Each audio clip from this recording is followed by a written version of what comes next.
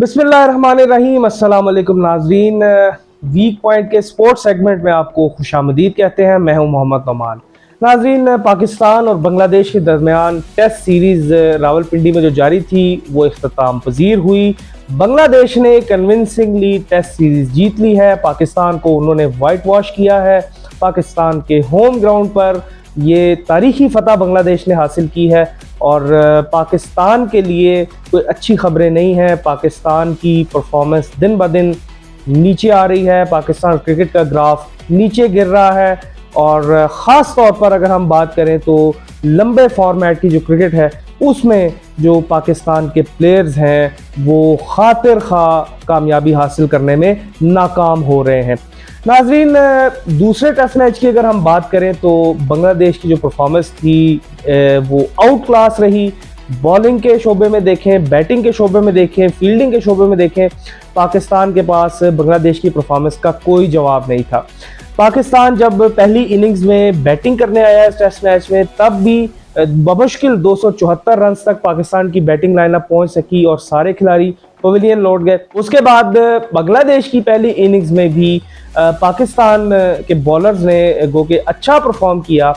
26 पर 6 खिलाड़ी आउट कर लिए थे बांग्लादेश की पहली इनिंग्स में, लेकिन इसके बावजूद बांग्लादेश को एक अच्छा स्कोर करने से वो रोक नहीं सके। बांग्लादेश ने अपनी पहली इनिंग्स में 262 रन स्कोर कर लिए थे, हालांकि उनके 26 पे 6 खिलाड़ी पवेलियन लौट गए थे। इसके बावजूद पाकिस्तान की जो बॉलिंग थी वो इस कदर बिजार थी, पाकिस्तान की जो फील्डिंग थी वो इस कदर पैथेटिक थी कि पाकिस्तान बांग्लादेश को स्कोर करने से नहीं रोक सका था। उसके बाद जब पाकिस्तान अपनी सेकंड इनिंग्स खेलने आया तो पाकिस्तान की जो बैटिंग थी वो बांग्लादेश की बॉलिंग के सामने रेत की दीवार साबित हुई। जी हाँ, बड़े बड़े नाम बाबर आजम, अब्दुल्ला शफीक, शान मसूद, सऊद शकील, साइम अयूब, इवन कोई भी रेजिस्ट नहीं कर सका बांग्लादेश की बॉलिंग के सामने। खास तौर पर बांग्लादेश का जो पेस अटैक है वो ऐसे लग रहा था जिस तरह पता नहीं ऑस्ट्रेलिया से ट्रेनिंग लेके आया, जैसे जेसन गिलेस्पी बांग्लादेश के पेसर्स को ट्रेनिंग दे रहे हैं, पाकिस्तान के पेसर्स को वो ट्रेनिंग नहीं दे रहे हैं। इस तरह ही लग रहा था कि बांग्लादेश के जो पेसर्स हैं उनका कोई मुकाबला ही नहीं है, यानी कि पाकिस्तान के जो बैट्समैन है वो बेबस हैं बांग्लादेश के बॉलिंग अटैक के सामने। तो बहुत ही शानदार परफॉर्मेंस बांग्लादेश की मैं कहूँगा तीनों फॉर्मेट्स में इस टेस्ट मैच में। और फिर जब एक स्मॉल टोटल था पाकिस्तान ने जो दिया बांग्लादेश को जीतने के लिए, वो बांग्लादेश के बैट्समैनों ने बासानी 4 विकेटों के नुकसान पे पूरा कर लिया और बांग्लादेश ने इस तरह कन्विंसिंगली ये टेस्ट मैच 6 विकेटों से जीत लिया और पाकिस्तान को उनके होम ग्राउंड पर बुरी तरह से पछाड़ दिया। नाज़रीन, जब ये टेस्ट सीरीज शुरू हुई थी तो मैंने बात की थी कि आईसीसी टेस्ट चैंपियनशिप के हवाले से पाकिस्तान टीम के पास मौका है कि वो बेहतर परफॉर्म करके बांग्लादेश को कन्विंसिंगली हराकर टेस्ट चैंपियनशिप के फाइनल तक रसाई हासिल कर सकती है या 1-2 कदम आगे बढ़ सकती है। लेकिन आप कुदरत का करना ऐसा देखें कि पाकिस्तान ने क्या परफॉर्म करना था, उल्टा बांग्लादेश पाकिस्तान को फेंटा लगा के जा रहा है और बांग्लादेश ने अपनी जो पोजीशन है वो आईसीसी टेस्ट चैंपियनशिप में मुस्तहकम कर ली है। जी हाँ, बांग्लादेश अब जंप करके चौथी पोजीशन पर चला गया है, जहां पर इंडिया, ऑस्ट्रेलिया, न्यूजीलैंड पहली, दूसरी और तीसरी पोजीशन पर है। बांग्लादेश अब चौथी पोजीशन पर विराजमान हो चुका है। पाकिस्तानी टीम है, कौमी टीम है, वो 8वें नंबर पर आ गई है टेस्ट चैंपियनशिप में। जी हाँ, सिर्फ वेस्ट इंडीज हमसे नीचे है, 9वें नंबर पर वेस्ट इंडीज है, 8वें नंबर पर पाकिस्तान की टीम है। तो अब आईसीसी टेस्ट चैंपियनशिप का फाइनल क्या खेलना है, अब तो मुझे तो ये लगता है कि टेस्ट अरीना से ही हमारी टीम बाहर होने लगी है। वो जिस तरह होता है ना कि यूनिवर्सिटी में जब कोई बैच की तस्वीर ली जाती है और स्टूडेंट्स खड़े होते हैं तो जो नालायक स्टूडेंट्स होते हैं, जो बैक बेंचर्स होते हैं, उनको बिल्कुल पीछे वाली रोज में जगह मिलती है और कई दफ़ा तो होता है जो बिल्कुल ही बैक बेंचर्स होते हैं वो तो फ्रेम से ही बाहर निकल जाते हैं तस्वीर के। तो मुझे तो ये लगता है कि आगे आने वाले कुछ अरसे में टेस्ट अरीना में तो कम अज़ कम पाकिस्तान की जो टीम है वो फ्रेम से ही बाहर निकलने वाली है। परफॉर्मेंस कुछ इस तरह की है, कोई कंसिस्टेंसी नहीं है, कोई बॉडी लैंग्वेज नज़र नहीं आ रही है, ऐसे बुखलाए हुए नज़र आ रहे हैं।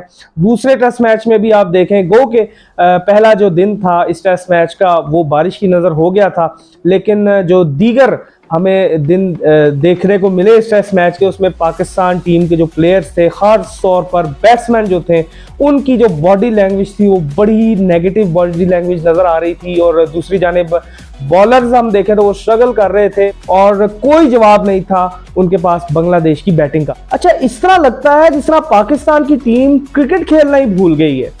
टेस्ट क्रिकेट तो दूर की बात, एक लंबे अरसे से T20 और वनडे का जो फॉर्मेट है उसमें भी कोई परफॉर्मेंस नहीं आ रही है। खास तौर पर जो बड़े बड़े नाम हैं उन्होंने तो लगता है ठेका लिया हुआ है मायूस करने का। ना बैटिंग में कोई कंसिस्टेंसी नजर आ रही है, ना बॉलिंग में कोई कंसिस्टेंसी नजर आ रही है। बॉलर्स की पेस गिर रही है, लाइन लेंथ संभाली नहीं जा रही है।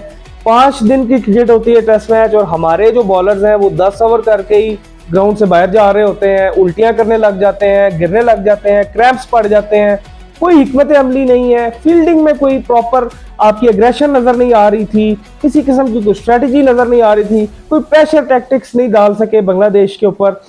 बिल्कुल टोटली कोलैप्स और फ्लॉप परफॉर्मेंस दे रहे हैं, और पिछले लंबे अरसे से चलता आ रहा है। जिस तरह आप देखें कि 2021 में भी जो आखिरी टेस्ट सीरीज थी वो पाकिस्तान ने जीती थी, उसके बाद से लेके अब तक 2 बार ये दूसरा मौका है कि होम ग्राउंड में हम वाइट वॉश हो रहे हैं। तो यकीनी तौर पर कहीं ना कहीं तो कोई प्रॉब्लम है। वो जो बातें हो रही थी पिछले दिनों के, जनाब कुछ सर्जरियां कर रहे हैं, सर्जरी करेंगे, सर्जरी से ही अब ठीक होगा मामला। मेरे तो ख्याल में अब सर्जरी की जरूरत नहीं है, बल्कि ये तो मेजर ऑपरेशन की जरूरत है, छोटे लेवल से लेके बड़े लेवल तक, अगर पाकिस्तान की क्रिकेट को बचाना है तो। मैं सोशल मीडिया स्क्रॉल कर रहा था तो शायकीन क्रिकेट बहुत ज्यादा गमो गुस्से का इजहार कर रहे हैं।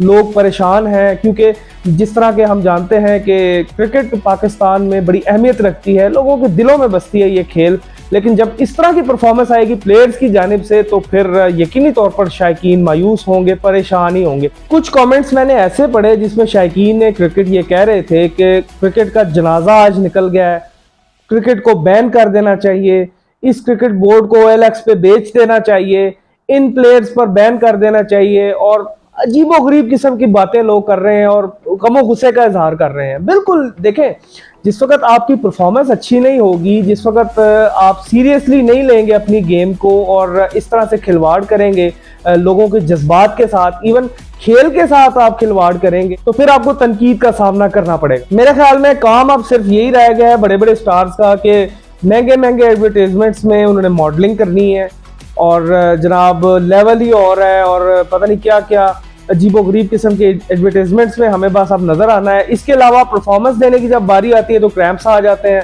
जनाब, कोई कंसिस्टेंसी नजर नहीं आती है, किसी किस्म का कोई सीरियसनेस शो नहीं करनी है कि यार एक नेशनल कॉज के लिए हम खेल रहे हैं, एक नेशनल टीम के लिए हम खेल रहे हैं, थोड़ा सा सीरियस होके खेल लें। बस एक इनिंग्स खेल के जनाब वो बॉब्जी द किंग बन गए हैं। वो जनाब पता चलता है जनाब कोई किसी को ड्राविड कहा जाता है ड्रेसिंग रूम में। मैं पिछले दिनों सुन रहा था, एक दोस्त हैं वो ये बता रहे थे कि बाबर आजम ने एक इंटरव्यू में कहा कि अब्दुल्ला शफीक को तो ड्रेसिंग रूम में ड्राविड कहा जाता है। जी, वो जो इंडिया के बहुत मायानाज बैट्समैन है राहुल द्रविड़, उनके नाम से अब्दुल्ला शफीक को मंसूब किया जाता है ड्रेसिंग रूम में। लेकिन आप अब्दुल्ला शफीक की जब परफॉर्मेंस देखते हैं तो द्रविड़ तो क्या, मुझे तो एक फर्स्ट क्लास क्रिकेटर से भी नीचे गिरी हुई परफॉर्मेंस लगती है। इस टेस्ट सीरीज में तो तमाम बैट्समैनों की जो अप्रोच थी वो फर्स्ट क्लास बैट्समैनों से भी नीचे गिरी हुई मुझे नजर आ रही थी। बॉलर्स की अगर बात करें तो जैसा मैंने पहले ही आपको कहा है कि जो टेस्ट क्रिकेट है वो सही में आपका टेम्परामेंट टेस्ट करता है, सही में आप पता चलता है कि आप कितने पानी में हैं, कितना आप विकेट पर स्टे कर सकते हैं, कितना ज़्यादा आप जो है वो अपने ऊपर प्रेशर अब्जॉर्ब कर सकते हैं। लेकिन बॉलर्स हमारे बिल्कुल ऐसा लग रहा था जिस तरह मोम के पुतले हैं, किसी को उल्टियाँ आ रही हैं, जैसे मैंने पहले भी बताया, क्रैम्प्स आ रहे हैं, ग्राउंड से बाहर जा रहे हैं, सब्स्टिट्यूट फील्डर्स भेज रहे हैं, 5-5 ओवर्स की स्पेल्स करके थके पड़े हुए हैं। मैं तो ये समझने से कासिर हूँ कि जनाब इनकी तो ट्रेनिंग एक काकूल में होती रही है, ये तो जनाब प्रोफेशनल कोचेस के अंडर काम कर रहे हैं और ट्रेनिंग कर रहे हैं, फॉरेन कोचेस लाए गए हैं, इतनी ज्यादा इन्वेस्टमेंट की गई है और जनाब इतना हाइप क्रिएट किया जाता है कि जनाब फिटनेस पे बड़ा काम हो रहा है। और जनाब वो एक साहब थे हमारे प्लेयर ही हैं, उन्होंने कहा जी कि सर्जरी क्यों, कोई बीमार है क्या? बल्कि उनको ये आप बताना चाहिए कि ये देखें पूरी टीम आपकी बीमार है, पूरा आपका मैं समझता हूँ कि क्रिकेट का स्ट्रक्चर ही बीमार करके रखती है और अजीबोगरीब किस्म के चेंजेस करते हैं, अजीबोगरीब किस्म की इनकी टैक्टिक्स है। अच्छा, वो जेसन गिलेस्पी साहब आए हैं, जेसन गिलेस्पी साहब भी आकर हैरान हो रहे हैं कि मैं क्या करूं, यहाँ पे प्लेयर जो है वो 5 ओवर्स में खड़े हो नहीं सकते हैं, तो मैं इनको क्या फिटनेस की ट्रेनिंग दूं या मैं इनको क्या बॉलिंग की ट्रेनिंग दूं। इसी तरह वो अजहर महमूद साहब हैं, वो अपने दौर में तो उनको ना कोई बैटिंग की समझ आती थी ना उनकी बॉलिंग की समझ आती थी, उन्होंने आप पाकिस्तान टीम को जो है वो लेके वो चल रहे हैं। तो रिजल्ट्स आपके सामने हैं कि जब इस तरह के फैसले होते हैं और नॉन सीरियस और नॉन प्रोफेशनल लोगों को सीटों पे बिठाया जाता है, पॉलिटिकल भर्तियां की जाती हैं, तो फिर टीम का हशर क्या होता है। अभी वो चैंपियंस ट्रॉफी के लिए हमारे ग्राउंड्स रेनोवेट हो रहे हैं, मुझे तो ये लगता है कि ग्राउंड्स की रेनोवेशन छोड़ के पहले टीम की तरफ देखना चाहिए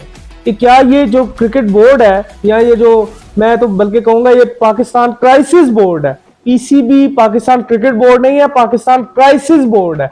पहले ग्राउंड्स की रेनोवेशन छोड़ के ये देखना चाहिए कि इस पाकिस्तान क्राइसिस बोर्ड को कैसे ठीक करना है, किस तरह से जो शॉर्ट फॉल्स है इनको पूरा करना है, किस तरह से टीम को वापस विनिंग ट्रैक पे लेके आना है, किस तरह से सिलेक्शन कमेटी में ऐसे लोग डालने हैं जो कौम के साथ मुखलिस हों, जिनको क्रिकेट से मोहब्बत हो, जिनको क्रिकेट की कोई समझ हो। कोचिंग स्टाफ में कोई ऐसे बंदे इंडक्ट करने हैं जो वाकयातन प्रोफेशनल्स हों, जिन्होंने अपने ज़मानों में क्रिकेट की कोई खिदमत की हो, कोई उनको कोई पता हो कि टेक्निकलिटीज़ क्या होती हैं। फिटनेस ट्रेनर ऐसे लेके आने हैं जो सिफारशी ना हो, जो वाकई में इन प्लेयर्स को, इस लॉट को इस काबिल बना सकें कि 5 दिन की क्रिकेट में सरवाइव कैसे करना है, क्योंकि टेस्ट क्रिकेट है ही सर्वाइवल की जंग। टेस्ट क्रिकेट में असल आपका टेम्परामेंट पता चलता है कि आप कितने पानी में हो, आप कितने फिट हैं, और फिटनेस भी आपको पता चल गया कि काकूल से ट्रेनिंग लेने वाले, मैं दोबारा कहूंगा, वो 5 दिन का टेस्ट मैच झेल नहीं सकते और उल्टियां कर करके बाहर आ जाते हैं। हमने यहाँ सिर्फ भाईचारा फैलाने का ठेका लिया हुआ है। जनाब कभी देखते हैं कि जनाब बाबर आजम साहब कोहली के पास जा रहे हैं, जनाब कोहली साहब कोई बात नहीं है, ये बैड पैच चल रहा है, ये भी गुजर जाएगा, मैं आपके साथ हूँ, जनाब उसको सपोर्ट का इजहार कर रहे हैं।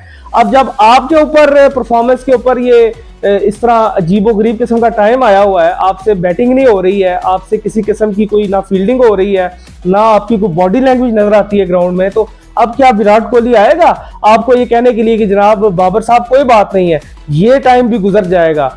बाबर साहब अगर बुरा टाइम गुजारना होता है तो ये किंग शिंग की बातें जेहन से निकाल के परफॉर्म करना पड़ता है, टीम के लिए खेलना पड़ता है, ग्राउंड में लड़ना पड़ता है। आपने भी मुझे लगता है अब आप जेहन में यही सोच लिया बाकियों की तरह कि जनाब मैं तो अब ब्रांड बन गया हूं, मुझे क्या जरूरत है परफॉर्म करने की, मुझे क्या जरूरत है टीम के लिए खेलने की, मुझे क्या जरूरत है रन्स करने की, मुझे तो पैसा वैसे ही एडवर्टाइजमेंट से मिलता रहेगा। दूसरी जानिब मैं सुन रहा था वो हारिस रऊफ साहब की खबर एक आई है, हारिस रऊफ साहब ये कह रहे हैं कि जनाब मुझे वहां पर बिग बैश लीग खेलने के लिए इजाजत दी जाए।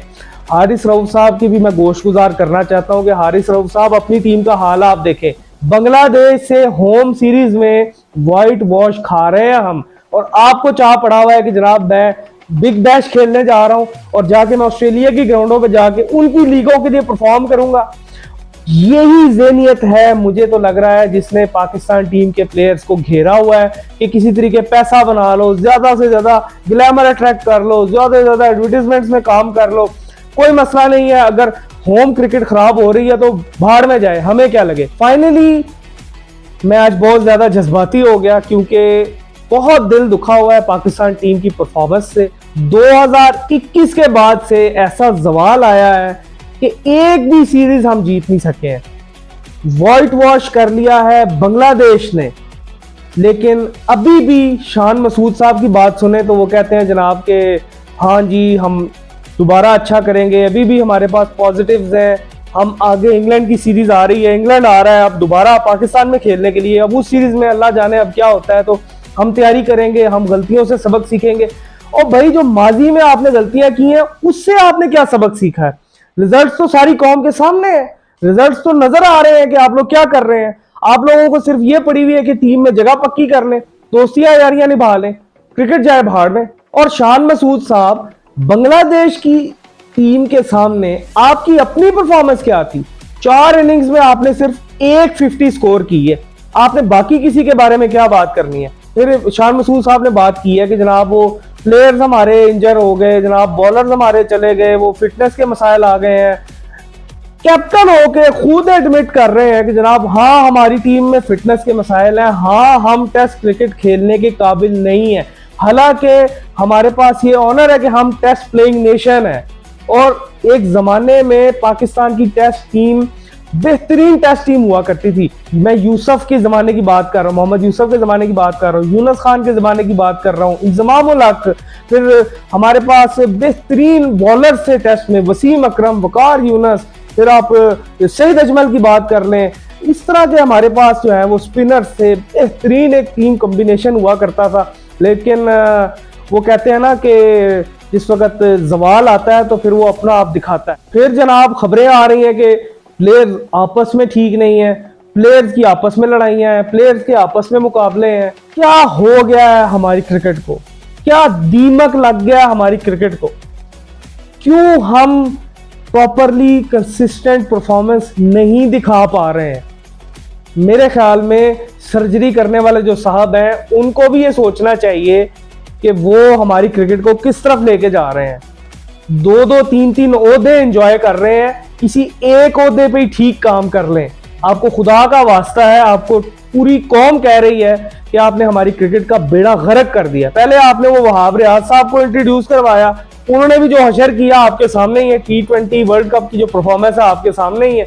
उसके अलावा भी आप देखें तो ओवरऑल जो T20 अरीना है, टेस्ट अरीना है, वनडे अरीना है, उसमें हमारी टीम नीचे से नीचे जा रही। बांग्लादेश जैसी टीम के सामने कंफ्यूज हो रहे हैं, कोई बॉडी लैंग्वेज नहीं है, किसी किस्म का कोई इंटेंट नजर नहीं आ रहा है, अपने होम ग्राउंड में खेल रहे हैं, कोई एग्रेशन नजर नहीं आ रही है। खैर सगाली के जज्बात हमने देने हैं प्लेयर्स को। जनाब 26 पे जब 6 आउट कर लिए थे उस वक्त आपने देखा कि पाकिस्तानी किसी बॉलर ने कोई अग्रेशन शो की है या किसी बांग्लादेशी बैट्समैन की स्लेजिंग की है? क्रिकेट की कोई टर्मिनोलॉजीज नहीं इनको पता लग रही है, किसी किस्म का कोई माइंडसेट प्रिपेयर नहीं हो रहा है कि हमने किस तरह से जीतना है, विनिंग ट्रैक पे किस तरह वापस आना है। सिर्फ ये पड़ी हुई है कि जनाब किसी तरीके टीम में अपनी जगह पक्की कर लें और जो हमारा दोस्त है उसको सपोर्ट कर लें, जो हमारा दुश्मन है टीम में उसके खिलाफ साजिश कर लें। बहुत ज्यादा मायूसी हुई है पाकिस्तान की इस परफॉर्मेंस से, ख़ास तौर पर होम सीरीज थी ये, और पाकिस्तान टीम ने बहुत ज़्यादा बुरा खेला, पैथेटिक परफॉर्मेंस। लेकिन दुआ ही कर सकते हैं कि मौजज़ा हो जाए, कोई ऐसा बंदा आ जाए कि वो इस क्रिकेट बोर्ड को संभाल ले। अदरवाइज़ क्रिकेट का तो जनाजा निकल ही रहा है पाकिस्तान में। जिस तरह हम देखते हैं कि दीगर शोबों का जनाजा निकल रहा है, यहाँ मुझे कहना होगा दीगर शोबों का जिस तरह जनाजा निकल रहा है और एक नौसत सी छाई हुई है पाकिस्तान पे, क्रिकेट भी सफर हो रही है बुरी तरह। खुदारा पाकिस्तान को बचाया जाए और पाकिस्तान की क्रिकेट को भी बचाया जाए। नाज़रीन, इससे ज़्यादा मेरे में अब हौसला नहीं है क्योंकि बहुत ज़्यादा जज्बात उभरे हुए हैं, बहुत ज़्यादा तकलीफ़ है, तकलीफ दह शिकस्त है ये। बांग्लादेश ने वाइट वॉश किया, इससे ज़्यादा मेरे पास कोई अल्फाज नहीं है कि मैं इस एक शिकस्त के ऊपर क्या बात करूं। अब तक के लिए इतना ही। अपना बहुत सा ख्याल रखिएगा। अल्लाह निगहबान।